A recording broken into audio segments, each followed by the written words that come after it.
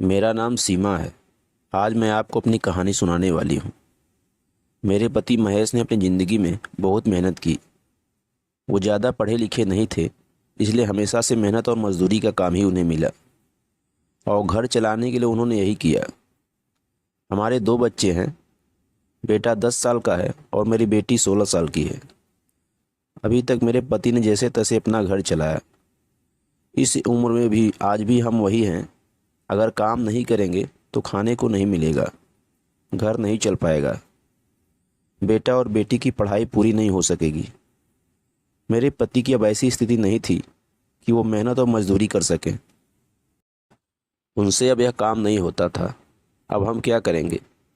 कैसे अपनी ज़िंदगी को आगे बढ़ाएं? कैसे कमाएं? मुझे और मेरे पति को चिंता खाए रहती थी। नौकरी नहीं है तो अब क्या? फिर मुझे एक दिन बैठे यह ख्याल आया कि क्यों ना हम एक छोटा सा ढाबा खोल लें शहर के बाहर, जहाँ से वाहन और गाड़ियाँ आती जाती हैं। वहाँ टीन का छोटा सा छपरा बनाकर चाय और खाने का एक छोटा ढाबा खोल सकते हैं। मैंने अपने पति से कहा। उन्होंने कहा कि दुकान खोलने के लिए पैसा कहाँ है। मैंने कहा टीन का छपरा लगाना है बस, उसके लिए पैसे लगेंगे।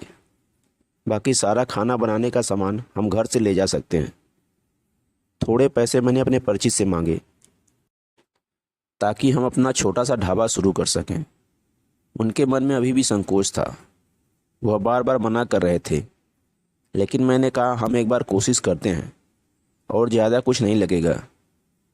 कुछ दिनों तक मनाने के बाद वो मान गए और हमने एक छोटा सा ढाबा शुरू कर दिया। पहले दिन मैं और मेरे पति वहाँ अपने ढाबे पर बैठे थे, लेकिन कुछ खास लोग नहीं आए। ढाबा छोटा और ऊपर से सभी खाने वाले पहले ही अपने ढाबे फिक्स किए होते हैं कि उन्हें कहाँ रुकना है और कहाँ खाना है। हमारा पहला दिन निराशा भरा था। कुछ दिन ऐसे ही गए।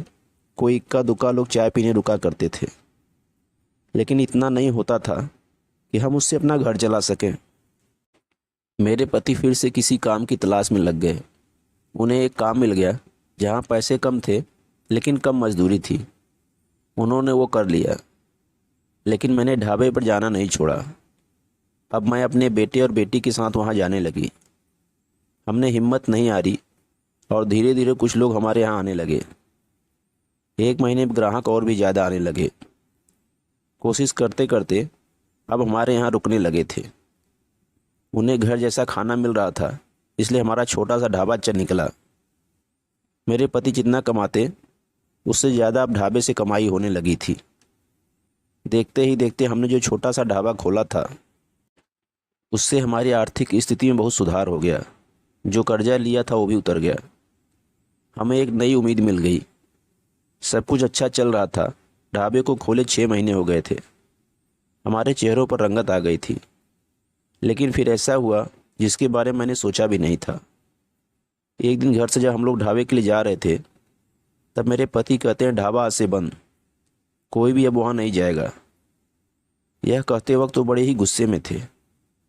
ऐसा गुस्सा मैंने उनके चेहरे पर आज तक नहीं देखा। मैंने बोला क्या हुआ, क्या बोल रहे हैं? इतना अच्छा आज हमारा ढाबा चल रहा है और आपको क्या हो गया आज? ना तू ना तेरी बेटी वहाँ जाएगी। मैंने बोला आप शांत हो जाइए, आपकी तबीयत ठीक नहीं है, आप आराम करें, हम लोग इस बारे में बाद में बात करते हैं। वो और ज़्यादा गुस्सा हो गए और कहा कि कोई बात नहीं होगी, मैं जितना कमाता हूँ उतने से घर चलेगा, तू अब वहाँ नहीं जाएगी। मेरे पति का ऐसा रूप मैंने पहले कभी नहीं देखा था। वो दिन मैं ढाबे पर नहीं गई, लेकिन जब वो शाम को आए तो भी उनका मुंह उतरा हुआ था। मैंने सही समय देकर उनसे बात की। पूछा क्या हुआ, आप ऐसा क्यों बोल रहे हैं? वो बोले कि मेरा मुंह मत खुलवा, मैं सब जानता हूँ कि तू क्या कर रही है। मैं तेरे साथ इतने दिनों तक वहाँ रहा, तब वहाँ कोई नहीं आता था और मेरे जाते ही ढाबा चलने लगा। आखिर ऐसा भी क्या हो गया? मेरे तो होश ही उड़ गए। वो क्या बोलना चाहते थे मैं समझ गई। ऐसी बात वो भी शादी के इतने दिनों के बाद। उनके मुंह से सुनकर मुझे यकीन नहीं हो रहा था कि ये मेरे पति हैं। मैं एकदम खामोश हो गई। रात को मेरे आंसू रुक नहीं रहे थे। मेरे मुंह पर अब ढाबे का नाम भी नहीं आया। इस तरह की बातें सुनने के बाद मेरा कुछ करने का मन ही नहीं किया। वो दिन से खामोश हो गई। अब करने को कुछ बचा भी नहीं था। मैंने सोचा था कि उनको सफाई नहीं दूंगी। वो अपना काम करते रहे, लेकिन उनकी कमाई कम थी। उससे अच्छे से गुजारा नहीं हो पाता था। कुछ ही दिनों में जो पैसा जमा किया था वो ख़त्म हो गया। करीब 3 महीने बाद ही उनकी तबीयत खराब हो गई और वो बिस्तर पर आ गए। काम नहीं कर पा रहे थे। मैं जैसे तैसे उन्हें संभाल रही थी। घर में जब पैसा ख़त्म होने लगा तो कर्जा लेने की नौबत फिर से आ गई।